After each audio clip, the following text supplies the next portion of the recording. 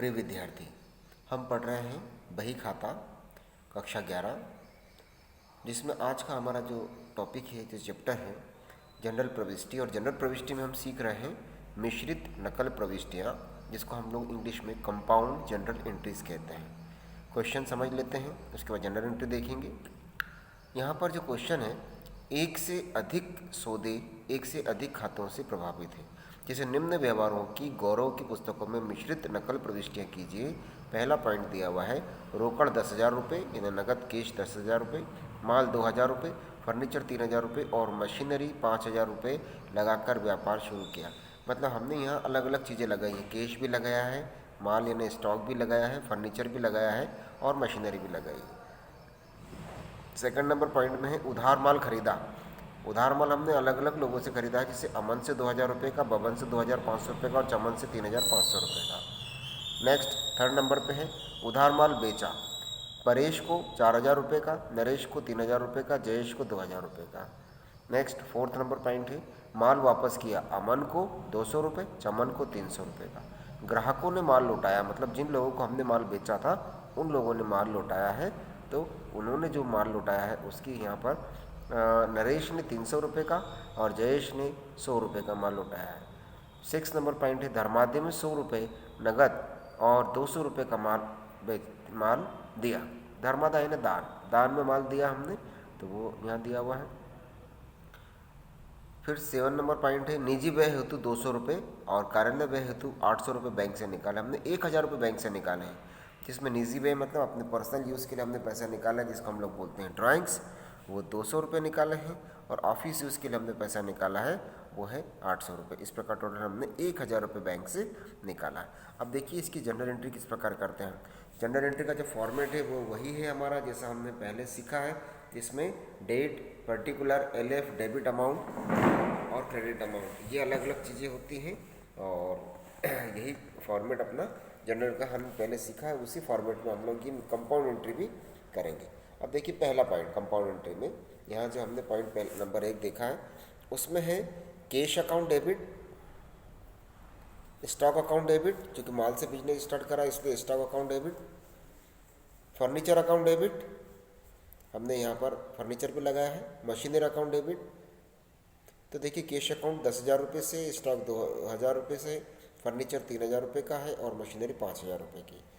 To capital account, इन सब का जोड़ने पर जो अमाउंट आया है 20,000 रुपये कैपिटल अकाउंट में हम लोग लिखेंगे।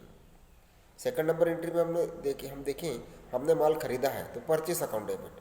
परचेस अकाउंट डेबिट टू देने वाले व्यक्ति कौन है, अमन, बबन और चमन, इसलिए देने वाले व्यक्ति के अकाउंट को हमने क्रेडिट किया है। तो 2,000, 2,500 और 3,500, इसका टोटल हमारा आया है 8,000 रुपये।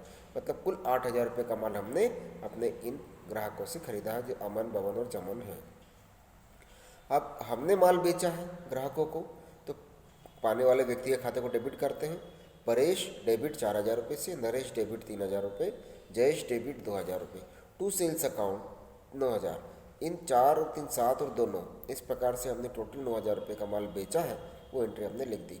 हम इन सब के नीचे नरेशन लिखते हैं, जिसमें नरेशन हमने लिखा है यहाँ पर being goods sold on credit. Next fourth number point देखिए, अमन डेबिट 200 रुपये, चमन डेबिट 300 रुपये। टू परचेस रिटर्न, हमने माल वापस करा है। नरेशन में भी लिखा हमने एक संक्षिप्त जानकारी, बीइंग गुड्स रिटर्न, टोटल 500 रुपये का माल वापस किया गया।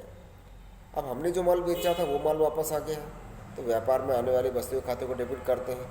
Sales return account debit to Naresh 300 रुपये, टू जयेश 100 रुपये। तो यहाँ नरेशन लिख देंगे being goods return by Naresh and Jayesh, यहाँ गया अमाउंट। अब इस पेज पे चूँकि पेज हमारा कंप्लीट हो चुका है, इसलिए इस पेज का हमें टोटल लगाना है। टोटल लगाया हमने 37,900, मतलब 37,900 रुपये। और यहाँ टोटल में लिखा हमने टोटल कैरिड फॉरवर्ड, मतलब इस टोटल को अगले पेज पर हमें ट्रांसफ़र करना है। अब हम अगले पेज पर जब जाएंगे तो इसी टोटल को हम पाएंगे। सबसे पहले हमने लिखा है टोटल BF, यानी ब्रॉड फॉरवर्ड, पिछला टोटल, पिछले पेज का टोटल हम यहाँ पर लेकर आए हैं। तो ये हमने वही टोटल जो पिछले पेज का था उसको लिखा है 37,900 डेबिट और क्रेडिट दोनों तरफ लिखा है। अब आते हैं 6 नंबर पॉइंट पे। 6 नंबर में है हमने दान दिया है। तो दान देना मतलब डोनेशन या चैरिटी होता है। तो donation account debit to cash account 100 rupees और टू परचेस अकाउंट 200, यानी हमने नगद 100 रुपये दिए हैं और जो खरीदा हुआ माल था हमारा, उस खरीदे हुए माल में से 200 रुपये दिए हैं। इस प्रकार टोटल कुल दान में हमने 300 रुपये दिए हैं। नेक्स्ट पॉइंट पे आते हैं। तो ड्राइंग्स अकाउंट डेबिट, क्योंकि हमने आहरण किया है, व्यक्तिगत उपयोग के लिए पैसा निकाला है व्यापार से, उसको हम आहरण बोलते हैं, ड्राइंग्स बोलते हैं, इसलिए drawings account debit. Cash account debit, ये जो कैश है ये बिजनेस में आ रहा है, हमने बैंक से 1000 रुपये निकाले हैं, इसलिए टू बैंक अकाउंट। तो बैंक देने वाला व्यक्ति है, बैंक ने हमें 1000 रुपये दिए, इस 1000 में से 800 रुपये हमने व्यापार में रखा और 200 रुपये हमने व्यक्तिगत उपयोग के लिए, अपने परिवार के खर्च के लिए 200 रुपये रख लिए। इसको हम ड्राइंग्स बोलते हैं। नरेशन लिखेंगे, being cash withdrawal for office use and personal use, यानी ऑफिस के लिए भी हमने निकाला है, अपने घर खर्च के लिए या पर्सनल यूज़ के लिए भी निकाला है। अब जो पिछले पेज का टोटल था, उस पेज के टोटल को लेकर आगे की एंट्री की जो 2 एंट्रियाँ हैं उनके टोटल को हम लगाएंगे, तो फाइनल टोटल हमारा मिलेगा 37,900, 300, 200 और 800।